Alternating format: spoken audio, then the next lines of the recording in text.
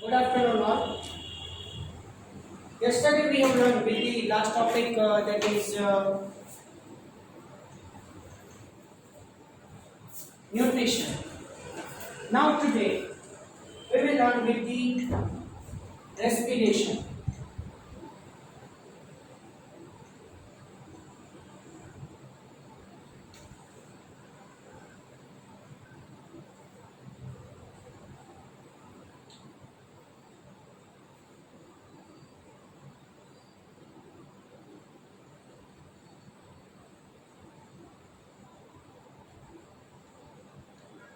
You know that each and every organism can respire. Why? The basic question is that respiratory system is very essential to give the nourishment or to give the energy in the form of ATP. So each and every organism can able to respire. So every nutrient material is oxidized. So here respiration is of two types, aerobic and anaerobic. So you know that in aerobic oxygen is essential, whereas in anaerobic O2 is not required.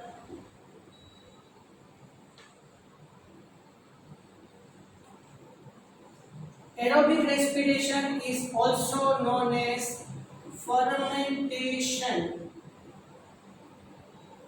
Fine. Anaerobic respiration is also known as fermentation.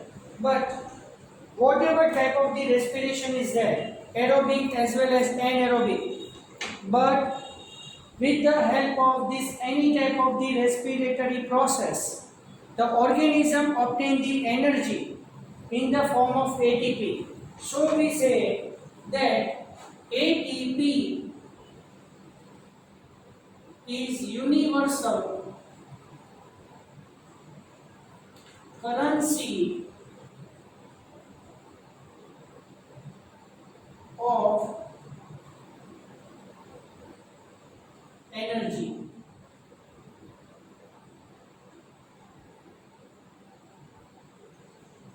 Any type of the organism is there, but it obtains the energy in the form of ATP only.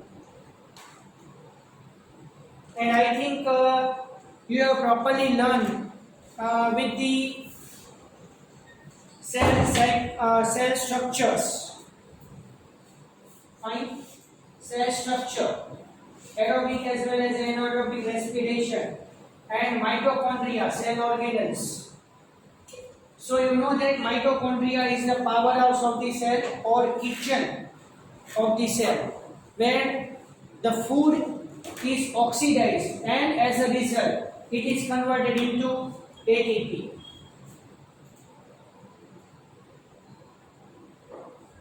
The full form of ATP is adenosine triphosphate. Fine, ATP full form is adenosine triphosphate. Fine, that's why it is the universal currency of the energy. Now, movement as well as locomotion. It is another characteristic of an organism.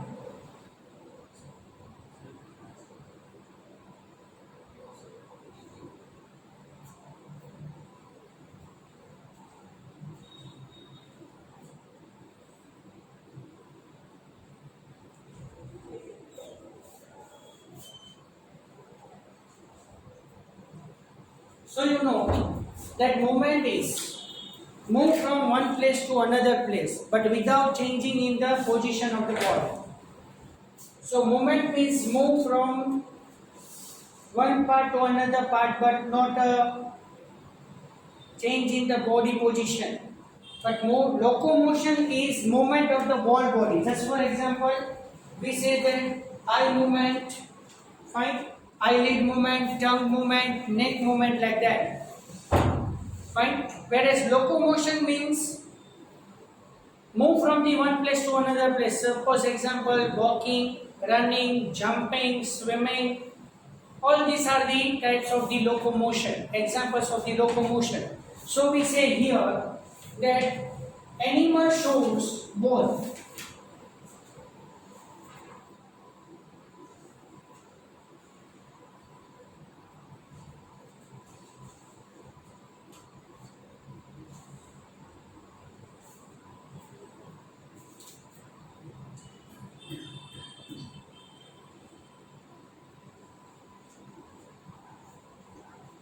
but plant shows movement only.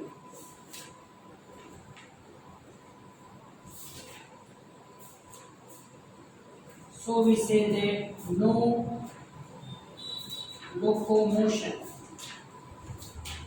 Okay, so you have done with the tropic movement and nestic movement. Suppose example, the plant shows the movement in the presence of light. Fine. So in one box, light rays are entering, and against that light rays, find the branch of the trees developed towards it. You know that it is phototropism. Fine. Now excretion.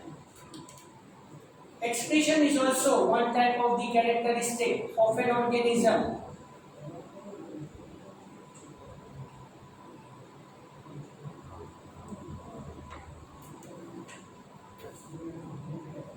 Carbon dioxide and water are the waste products.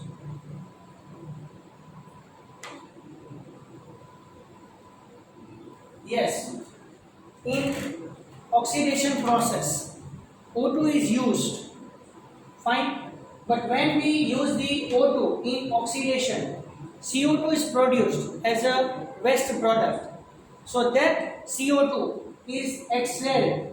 Exhale means remove outside in the atmosphere. Fine, through expiration, you know. Whereas water is lost in the form of perspiration.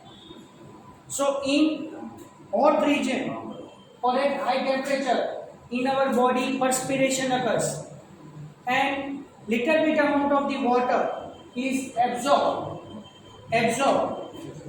released by feces also and through the urine also. So water is lost through three ways: feces,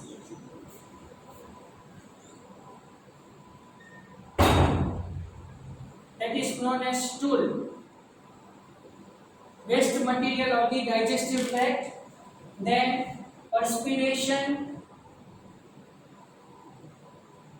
અને તમે પરસેવો પોષો, and through urine. Along with the carbon dioxide and water, nitrogen containing waste products are also there.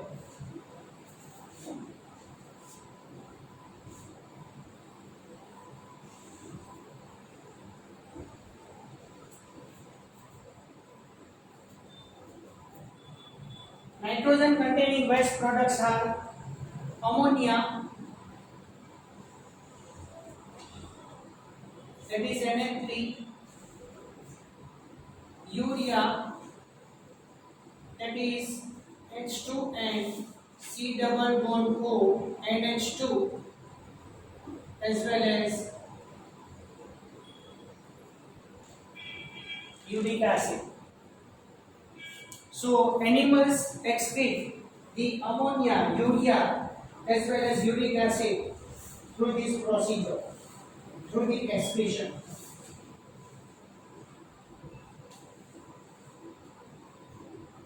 Now, homeostasis.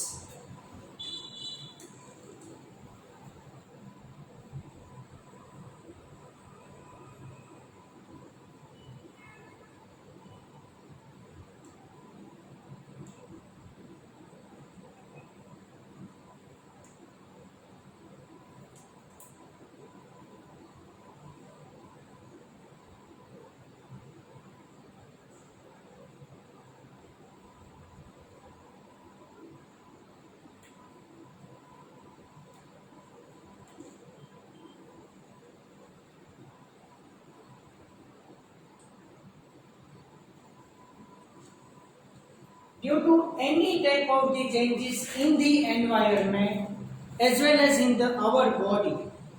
Fine. So we maintain the steady state or constant state of our body.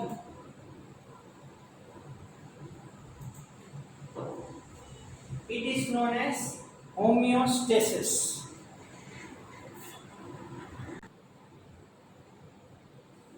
So without any type of the changes occurs in the body can maintain its steady state.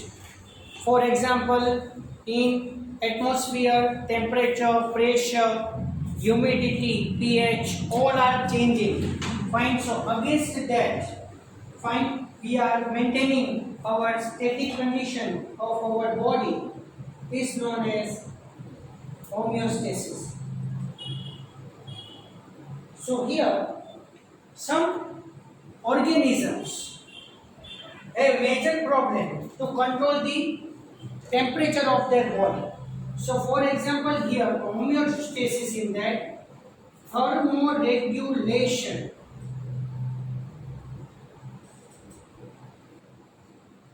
Maintain temperature of the body. So you say that it is thermoregulation. So according to that thermoregulation, two types of organisms are there.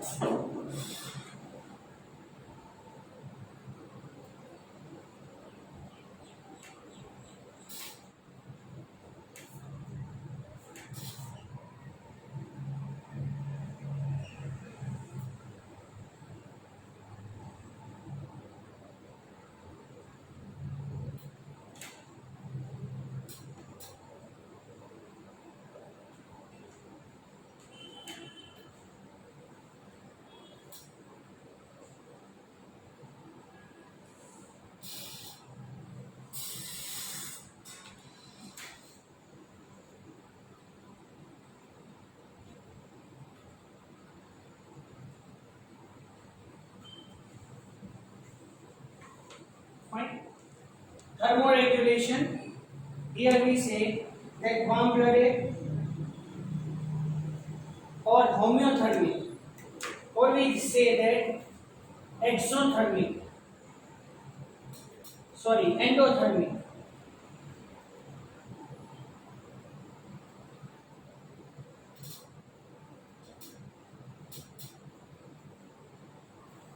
Or cold-blooded, also known as exothermic. So warm-blooded or homeothermic, warm-blooded or homeothermic or ectodermic and endodermic. Sorry, ectothermic.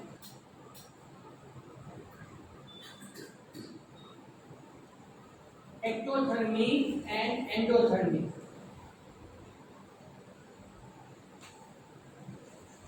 What do you mean by this? Warm-blooded or homeothermic, it means organism maintains its body temperature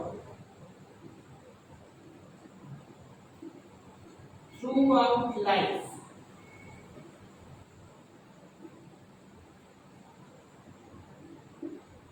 For example, birds and mammals.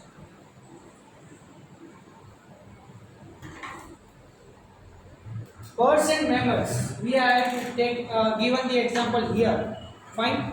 So birds and mammals, these two are the such type of the organism present here in the atmosphere at against the any type of the changes in the temperature in the environment, they can maintain their body temperature constant. For example, yes, I am truly say this one that our body temperature is 37 degrees Celsius. Our body temperature is 37 degrees Celsius or 98.6 degree Fahrenheit. Fine, so this is the constant body temperature. So we are warm blooded, so we maintain our body 37 degrees Celsius constantly. Fine, and that's why in winter we feel shivering, and during summer there is a perspiration. Fine, whereas cold blooded or poikilothermic or endothermic means organism organism changes its body temperature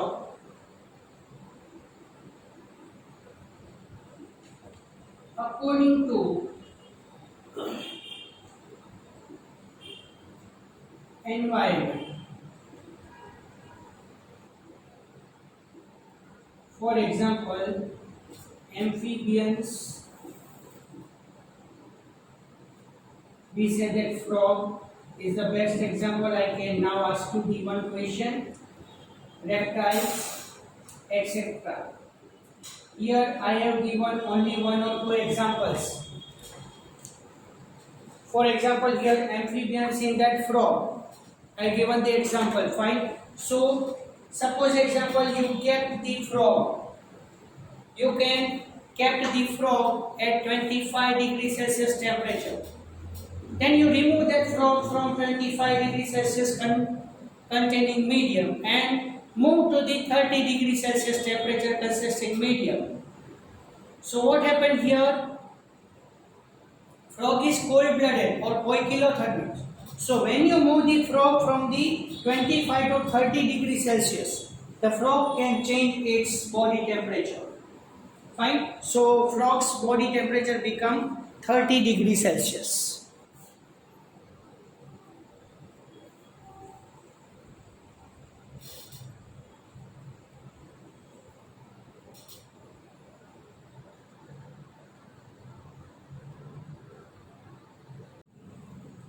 Okay, fine. Now the adaptation.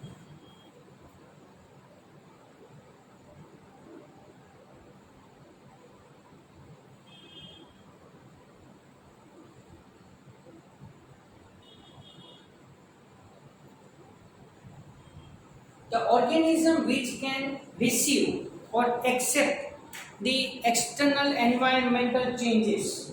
Fine. Accept the environmental changes by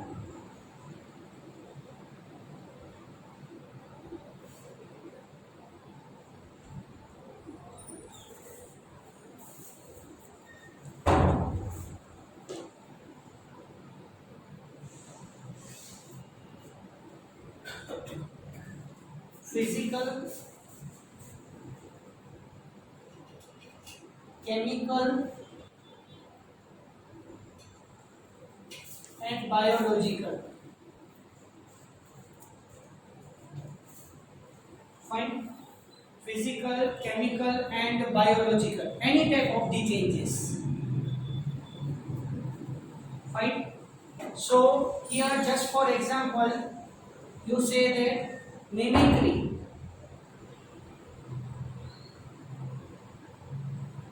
Mimicry is long-term adaptation. What do you mean by mimicry? So just for example, in one organism, the changes occur due to the environmental changes, and that changes are present in their offsprings from generation to generation. Fine, and it is maintained for a prolonged time. So that is known as long-term adaptation. Whereas hibernation,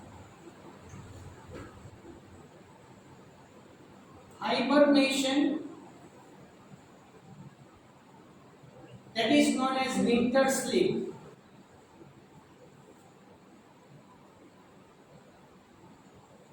And estivation, also known as summer sleep.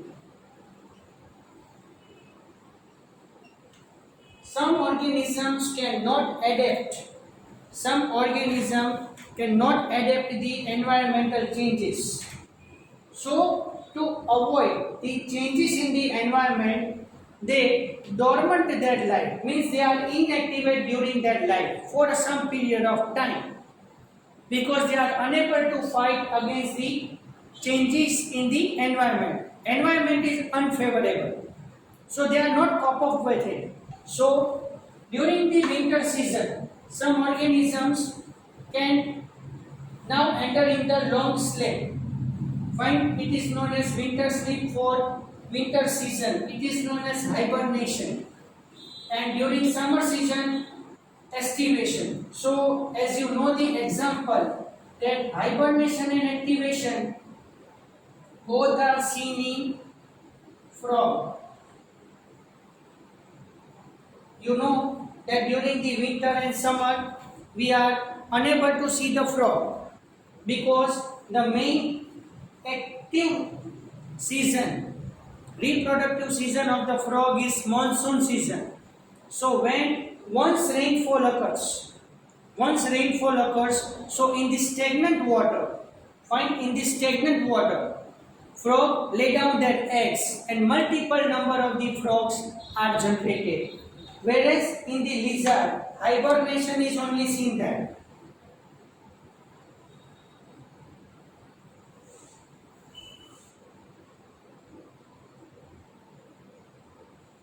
So during winter season, we are unable to see the lizard. So these all are short-term adaptation.